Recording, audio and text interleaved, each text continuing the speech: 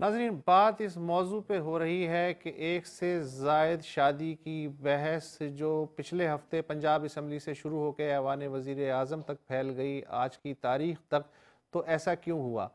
کیا تشریح مبہم ہے یا حکومت کے کارپردازوں کے پاس اور ارکان اسمبلی کے پاس کوئی اور اہم اسائنمنٹ نہیں ہے اور وہ بالکل ویلے ہیں اور ان کے پاس کرنے کو اور کچھ نہیں ہے؟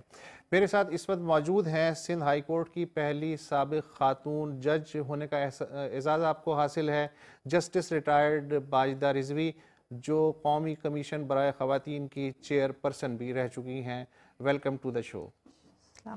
جامع بن نوریہ العالمی کراچی کے محترم مفتی محمد نعیم صاحب بھی گفتگو میں شریک ہوں گے۔ پروگرام کا جو مرکز ہے وہ ہے قرآن کریم کی سورہ نساء کی تیسری آیت۔ الرحیم وَإِنْ خِفْتُمْ أَلَّا تُقْسِطُوا فِي الْيَتَامَى فَانكِحُوا مَا طَابَ لَكُم مِّنَ النِّسَاءِ مَثْنَىٰ وَثُلَاثَ وَرُبَاعَ فَإِنْ خِفْتُمْ أَلَّا تَعْدِلُوا فَوَاحِدَةً أَوْ مَا مَلَكَتْ أَيْمَانُكُمْ ذَلِكَ أَدْنَىٰ أَلَّا تَعُولُوا۔ ترجمہ اس کا یہ ہے کہ اور اگر تمہیں اندیشہ ہو کہ تم یتیم لڑکیوں کے بارے میں انصاف نہ کر سکو گے تو ان عورتوں سے نکاح کرو کہ جو تمہارے لیے پسندیدہ اور حلال ہوں، دو دو، تین تین اور چار چار۔ پھر اگر تمہیں اندیشہ ہو کہ عدل نہیں کر سکو گے تو صرف ایک ہی عورت سے نکاح کرو یا وہ کنیزیں جو تمہاری ملکیت میں آتی ہوں، یہ بات اس سے قریب تر ہے کہ تم سے ظلم نہ ہو جائے۔ مفتی نعیم صاحب، اس آیت میں سب سے زیادہ جو زور دیا گیا ہے وہ عدل پہ دیا گیا ہے۔ عدل سے کیا مراد ہے؟ بسم اللہ الرحمن الرحیم۔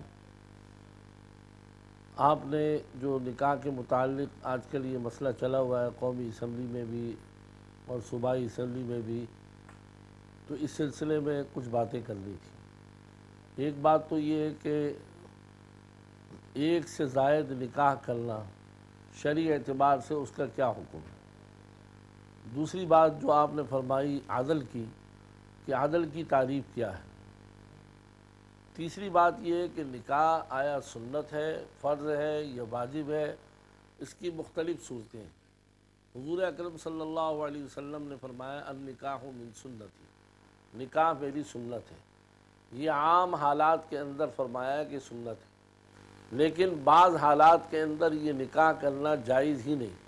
اگر ایک آدمی حقوق زوجیت ادا نہیں کر سکتا یا اپنی بیوی بچوں کا نان نفقہ نہیں ادا کر سکتا تو اس کے لیے جائز نہیں ہے نکاح کرنا۔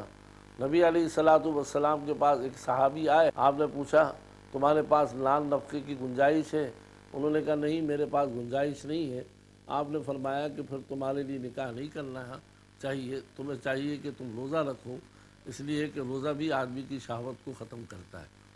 تو معلوم ہوا کہ نکاح بعض صورتوں کے اندر سنت ہے اور بعض صورتوں میں صحیح جائز نہیں ہے، اور بعض صورتوں کے اندر جہاں آدمی کو اس بات کا خوف ہو کہ اگر میں نے نکاح نہ کیا تو میں بدکاری میں مبتلا ہو جاؤں گا، ایسی لوگوں کے لیے نکاح کرنا واجب اور ضروری ہے، لیکن اس کے ساتھ شرط وہی ہے کہ وہ اپنے بیوی بچوں کا نان نفقہ برداشت کر سکتا ہوں۔ تو مفتی صاحب، جو لوگ اس طرح سے عدل نہیں کر سکتے پھر بھی ایک سے زائد شادی کرتے ہیں، ان کے لیے کیا حکم ہے؟ پہلی بات تو آپ سوال یہ کریں کہ ایک طبقہ ہے جو مستقل یہ بیان دے رہا ہے کہ نکاح ایک سے زائد اسلام میں جائز نہیں ہے، اور وہ صراحتاً قرآن پاک کی آیت کی خلاف ورزی کر رہا ہے، اور وہ کہتے ہیں کہ بعض ہیومن رائٹس جو عورتیں بیان دے رہی ہیں مستقل کے ایک سے زائد نکاح کرنا یہ جائز نہیں ہے، یہ خالصتاً قرآن کی آیت کی خلاف ورزی ہے، قرآن کی آیت کا انکار ہے۔ لہٰذا ایسا آدمی جو قرآن کی آیت کا انکار کرے وہ دار اسلام سے خارج ہے۔ اس لیے حضور صلی اللہ علیہ وسلم پر بھی اعتراض ہوا اور آپ نے ایک سے زائد نکاح کیے، اور آپ نے بھی جو آیت تلاوت کی جس سے بالکل واضح طور پر یہ ثابت ہو گیا کہ ایک سے زائد نکاح کرنے کی شریعت میں اجازت ہے۔ ضروری نہیں ہے، ضروری تو نکاح بھی نہیں ہے، لیکن اگر کوئی ایک سے زائد کر سکتا ہے اور وہ حقوق زوجیت بھی ادا کر سکتا ہے اور دو بیویوں کے درمیان عدل اور انصاف قائم کر سکتا ہے، تو اس صورت میں اس کو 2 نکاح 3 کرنے کی اجازت ہے۔ آپ سوچئے کہ اہل مغرب نے اس پر سب سے زیادہ اعتراض کیا اور انہوں نے اپنے ہاں قانون بنایا، امریکہ اور یورپ نے، کہ 1 سے زائد نکاح کی اجازت نہیں ہے، اور ان کے ہاں وہ قانوناً جرم ہے۔ ایک آدمی 10 عورتوں کے ساتھ بدکاری کر سکتا ہے، جی بالکل، اس کی یہ مغرب والے اجازت دیتے ہیں۔ مغرب والے اس بات کی اجازت دیتے ہیں کہ وہاں پر خاندانی کوئی نظام نہیں، عورت کو یہ نہیں پتا۔ مفتی صاحب فی الحال ہمارا جو موضوع ہے وہ یہی ہے کہ پاکستان کے جو آئلی قوانین ہیں، جسٹس صاحبہ، پاکستان کے آئلی قوانین کے تحت دوسری شادی کے لیے پہلی بیوی کی اجازت ضروری ہے۔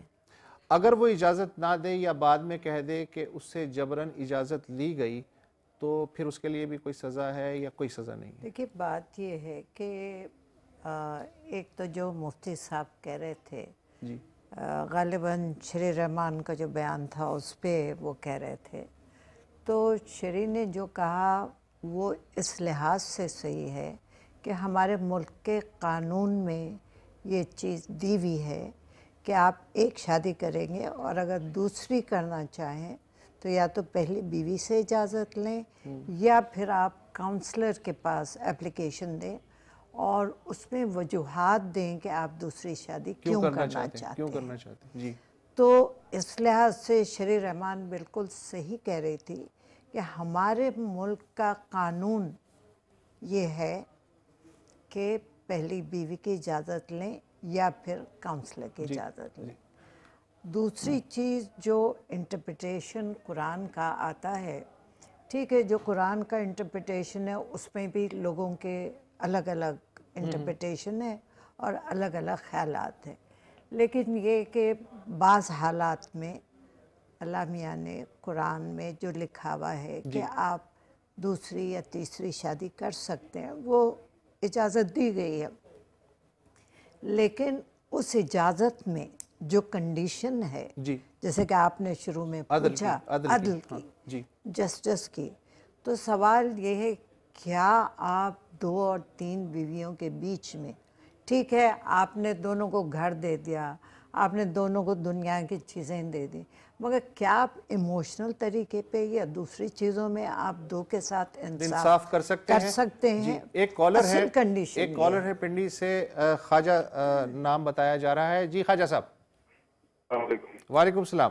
خواجہ نعمان بات کر رہا ہوں راولپنڈی سے۔ جی جی میں یہ کہہ رہا ہوں جی میرا ہی کوشچن ہے یا مجھے کہ یہ جو آئلی قوانین کی آپ نے بات کی ہے نا، کہ جی ایک شادی کی اگر اجازت پہلی بیوی نہیں دیتی ہے تو اس کے لیے 6 منتھ کی سزا ہے کہ 6 مہینے قید اور فائن، دونوں میں سے کوئی ایک، تو یہ بالکل غیر شرعی ہے۔ دیکھیں قرآن پاک میں جسٹس صاحبہ بھی فرما رہی ہیں کہ جی انٹرپریٹیشن، قرآن کی انٹرپریٹیشن وہ ہے جو مفتیوں نے بعد میں کی ہے، جو اس کا ورڈ ٹو ورڈ مطلب ہے وہ اللہ پاک کا سینگ ہے، اس نے کہا ہے، یہ اللہ پاک کی سینگ ہے کہ آج کل کہ جی 2 3 یا 4 آپ کر سکتے ہیں، کنڈیشن یہ رکھی گئی کہ عدل۔ مجھے صرف یہ سمجھا دیں کہ یہ مجھے کہہ رہی ہیں کہ جی یہ انٹرپریٹیشن ہے کہ یہ قانون جو آئلی قانون ہے، بالکل ٹھیک ہے، یہ خواجہ صاحب جو ہے وہ کہہ رہے ہیں کہ یہ تو آئلی قوانین غیر شرعی ہیں، یہ جو 6 مہینے قید۔ دیکھیے آئلی قانون غیر شرعی اگر ہوتے تو ہمارا ملک جو کہ ایک اسلامی ملک ہے اور اکارڈنگ ٹو دا کانسٹیٹیوشن جتنے قانون اس وقت ہیں وہ اسلام کے لحاظ سے ان اکارڈنس ہیں، تو وہ یہ قانون کیسے بن سکتا؟ دیکھیے بات یہ ہے کہ دنیا کے لیے انٹرپریٹیشن بھی کرنا پڑتا ہے اور رول اور ریگولیشن لا کے ایک چیز کو ریگولیٹ کرنا پڑتا ہے، اور اس ریگولیشن کے لیے آپ اس کو نہیں کہہ سکتے کہ یہ ان اسلامک ہے۔